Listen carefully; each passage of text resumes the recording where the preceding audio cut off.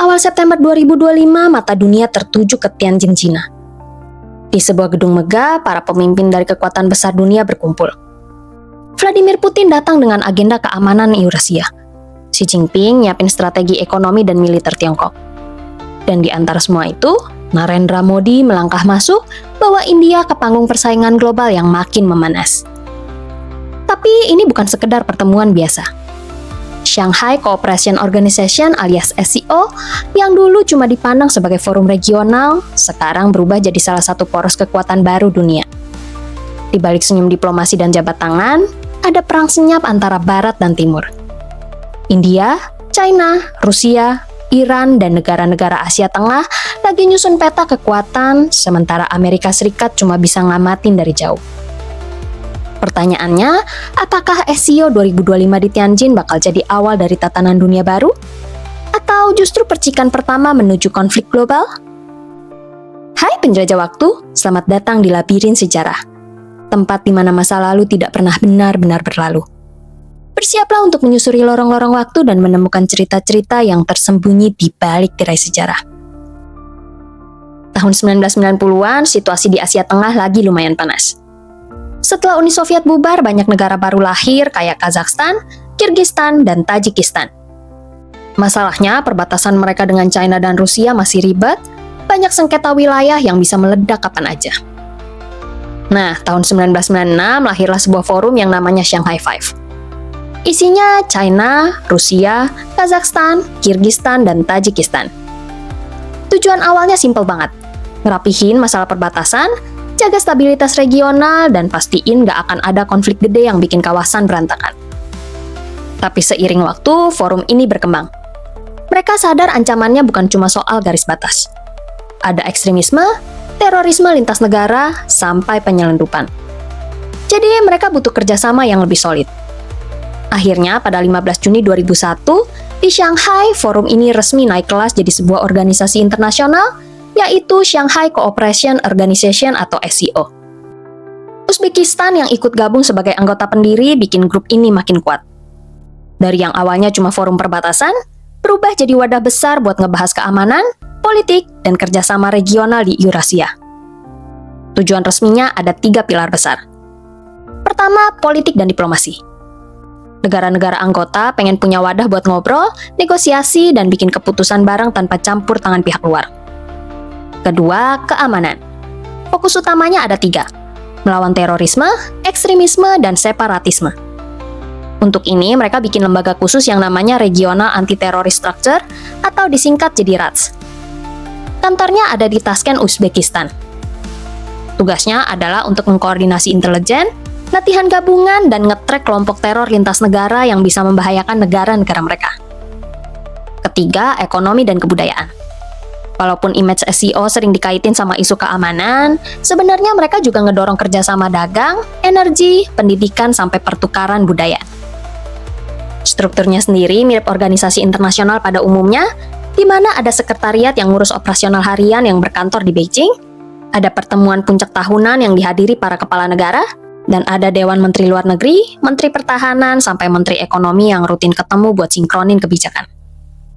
Pas pertama berdiri tahun 2001, anggotanya ada 6 negara, yaitu China, Rusia, Kazakhstan, Kirgistan, Tajikistan, dan Uzbekistan.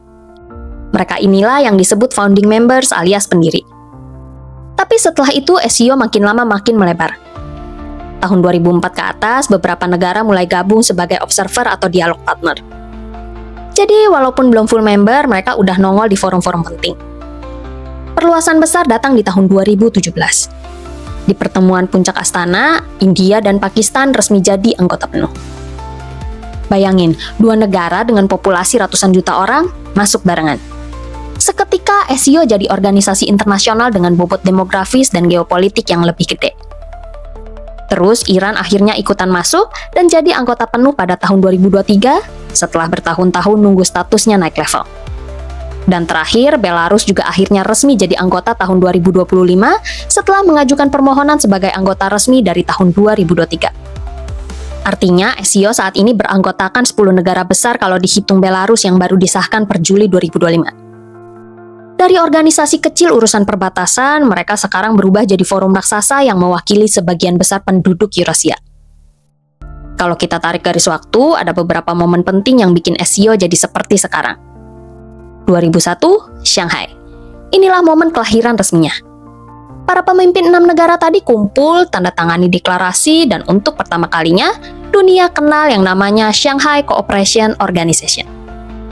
Lanjut ke tahun 2002 sampai 2024. Di periode ini SCO mulai punya charter alias aturan dasar organisasi biar jelas tugasnya masing-masing.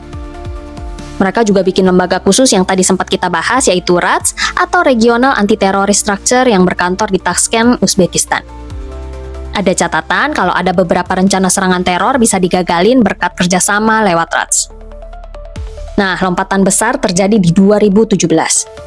Untuk pertama kalinya SCO melebar ke Asia Selatan. Di pertemuan puncak Astana, India dan Pakistan resmi masuk jadi anggota penuh. Alhasil, SCO bukan lagi sekedar klub Asia Tengah plus Rusia dan China, tapi sekarang udah mewakili hampir separuh penduduk dunia. Terakhir, babak baru di tahun 2022 sampai 2024. Samarkand Summit tahun 2022 jadi sorotan karena di tengah gejolak global, SCO nunjukin dirinya sebagai alternatif forum internasional.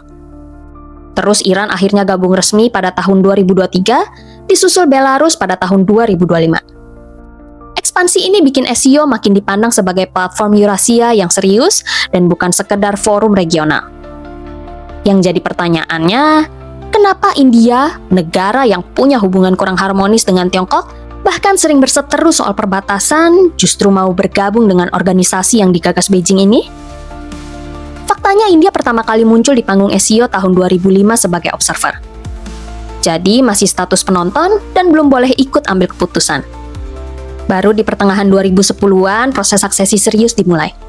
Dan puncaknya bulan Juni 2017 di Astana, Kazakhstan, India resmi bergabung jadi anggota penuh barengan sama Pakistan. Tapi kenapa India mau masuk? Bukannya India itu deket banget sama Barat, apalagi sama Amerika Serikat? Ada beberapa alasan penting yang bisa melandasi keputusan ini. Pertama, ini soal strategi jaga jarak alias hedging. India nggak mau kejebak hanya di satu kubu, atau kalau bisa dibilang India ini berdiri di dua perahu. Di satu sisi mereka dekat sama AS, Jepang, dan Eropa lewat forum kayak Quad. Tapi di sisi lain India juga butuh ruang kerjasama sama Rusia, mitra lama dalam hal militer, dan China yang mau nggak mau adalah tetangga sekaligus rival. Jadi gabung SCO itu cara India biar tetap punya kursi di meja perundingan Eurasia. Kedua, soal keamanan regional. India punya kepentingan besar di Afghanistan dan Asia Tengah. Dengan masuk SCO, India dapat akses ke mekanisme RATS tadi, bertukar intelijen, ikut latihan kontrateror, dan lebih siap menghadapi ancaman terorisme lintas negara. Ketiga, ekonomi dan energi. SCO mewakili pasar dan sumber daya energi yang luar biasa besar. Buat India yang ekonominya lagi tumbuh pesat, ini kesempatan buat memperluas koneksi dagang, energi, dan infrastruktur lintas Eurasia. Jadi kalau dilihat dari kacamata India, masuk SCO itu bukan berarti loncat kubu. Lebih tepatnya, India lagi main catur geopolitik. Tetap dekat dengan Barat, tapi juga punya kaki kuat di forum Eurasia. Masuknya India jelas bikin SCO makin diperhitungkan di dunia internasional.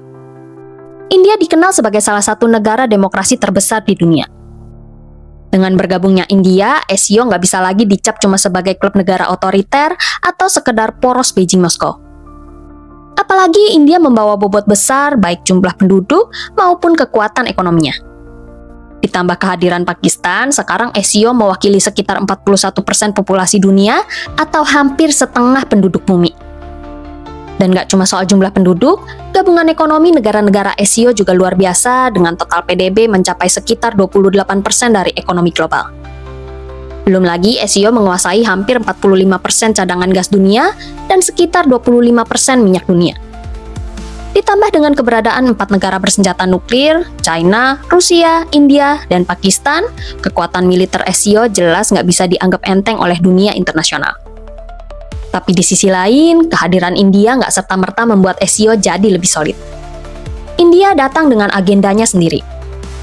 Hubungan India dan Tiongkok misalnya sering panas dingin gara-gara sengketa perbatasan. Bahkan di beberapa isu penting India kadang nggak sejalan dengan konsensus SCO. Akibatnya, proses pengambilan keputusan di dalam organisasi ini bisa jadi lebih lambat. Simpelnya, kehadiran India membuat SCO jadi jauh lebih besar dan lebih berpengaruh di dunia internasional, tapi sekaligus bikin organisasi ini lebih rumit dan kadang susah untuk benar-benar kompak. Penting diingat, SCO itu bukan blok militer kayak NATO. Organisasi ini nggak punya pasukan gabungan permanen, apalagi kewajiban kalau satu negara diserang, semua harus ikut membalas. Tapi jangan salah, bobot SCO tetap besar. Organisasi ini jadi panggung diplomasi Eurasia, tempat para pemimpin negara-negara besar rutin ketemu dan ngerundingin arah geopolitik kawasan. Bagi China dan Rusia, SCO juga jadi alat penting buat ngedorong lahirnya tatanan dunia multipolar, dunia di mana kekuasaan global nggak cuma dikendaliin satu negara besar aja kayak Amerika Serikat. Selain itu, SCO berperan sebagai platform koordinasi praktis, mulai dari kerjasama keamanan regional, akses energi, sampai pembangunan proyek infrastruktur lintas negara. Tapi ada satu tantangan besar, yaitu kohesi internal. Apa sih kohesi internal itu? Kohesi internal adalah tingkat kekompakan, kesatuan, dan kekuatan kerjasama dalam suatu kelompok, organisasi, atau aliansi. Kalau kohesinya kuat, berarti anggota-anggotanya kompak, sejalan, dan saling ngedukung. Dan kalau kohesinya lemah, berarti sering ada konflik, tarik-menarik kepentingan, dan susah mengambil keputusan bersama. Nah, kalau di SCO ini, anggotanya punya kepentingan nasional masing-masing, dan kadang saling bertabrakan. Dari rivalitas India-China soal perbatasan, sampai dinamika unik Rusia dengan negara-negara Asia Tengah. Jadi meskipun dari luar kelihatan solid, di dalamnya tarik-menarik kepentingan bikin langkah SCO nggak semulus itu. Banyak perdebatan soal peran sebenarnya SCO ini. Ada yang menyebutnya sebagai blok anti-barat, semacam NATO versi timur yang dipimpin Rusia dan Tiongkok buat menantang dominasi Amerika Serikat. Tapi ada juga teori lain yang bilang SCO adalah alat Tiongkok buat ngebangun tatanan global alternatif, dunia baru yang lebih sesuai sama kepentingan Beijing, lengkap dengan proyek infrastruktur raksasa dan lembaga keuangan tandingan yang bisa nyaingin IMF dan Bank Dunia.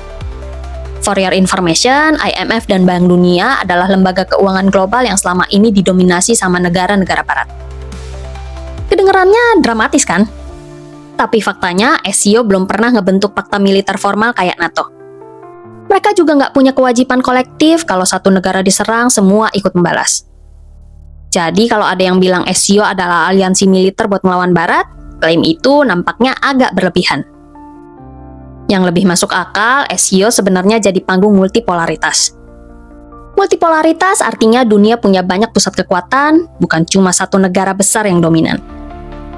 Negara-negara besar ketemu, bahas isu keamanan, dan Tiongkok manfaatin jaringan ini buat ngedorong kerjasama ekonomi lintas Eurasia dari Eropa Timur sampai Asia Tengah. Jadi kalaupun ada konspirasi, sebagian emang benar adanya, tapi nggak sespektakuler yang sering digembar-gemborin. Sekarang di tahun 2025, SCO udah berubah jauh dari awal pembentukannya. Dari yang dulunya cuma forum kecil bernama Shanghai Five di tahun 1996 yang awalnya dibentuk buat nyelesain sengketa perbatasan, sekarang SCO berkembang jadi organisasi raksasa dengan 10 anggota penuh termasuk India, Pakistan, Iran, dan Belarus. Dengan cakupan hampir separuh populasi dunia dan wilayah yang membentang dari Eropa Timur sampai Asia Tengah, SCO kini dianggap sebagai salah satu platform geopolitik Eurasia yang paling penting. Intinya, SCO hari ini bukan sekedar klub keamanan, tapi simbol kalau dunia udah berubah. Kita nggak lagi hidup di era satu kutub kekuatan, tapi memasuki zaman baru dunia multipolar, di mana banyak pusat kekuatan tumbuh bersama, lengkap dengan potensi, gesekan, dan misterinya. Tapi kira-kira mungkin nggak sih SCO berubah jadi NATO versi Timur? Sampai sekarang jawabannya masih belum. Kayak yang tadi kita bahas, SCO bukan aliansi militer, dan mereka nggak punya kewajiban kolektif buat saling melindungi antar anggota. Selain itu, kohesi internalnya juga masih rapuh, apalagi dengan konflik India-China dan India-Pakistan yang belum selesai. Meski begitu, ada beberapa skenario yang bisa bikin SCO berkembang jadi semacam NATO versi Timur. Misalnya, kalau integrasi ekonomi yang makin erat kayak lewat mata uang digital bersama buat ngeredam dominasi dolar, terus kalau India-China dan India-Pakistan bisa berdamai, dan tentu aja kalau muncul musuh bersama yang jelas, misalnya kalau Amerika Serikat atau NATO makin agresif dan ngeganggu kedaulatan Asia. Kalau semua faktor itu kejadian, SEO bisa banget berubah jadi blok pertahanan multipolar yang siap nyaingin NATO. Tapi realistisnya hal itu nggak akan terjadi sekarang. Paling cepat butuh waktu 10-15 tahun ke depan, dan itu pun kalau situasi geopolitik dunia makin memanas. Nah, kalau menurut kamu sendiri, apakah SEO bakal berkembang jadi alat multipolaritas dunia? Atau justru tetap jadi forum regional yang pragmatis? Tulis pendapatmu di kolom komentar ya. Kalau kamu suka bahasan seru kayak gini, jangan lupa like, subscribe, dan nyalain loncengnya biar nggak ketinggalan episode-episode menarik dari Labirin Sejarah. Sampai di ujung labirin kali ini. Tapi jangan khawatir, masih banyak lorong waktu yang menunggu untuk kita jelajahi bersama. Sampai jumpa di petualangan berikutnya penjelajah waktu.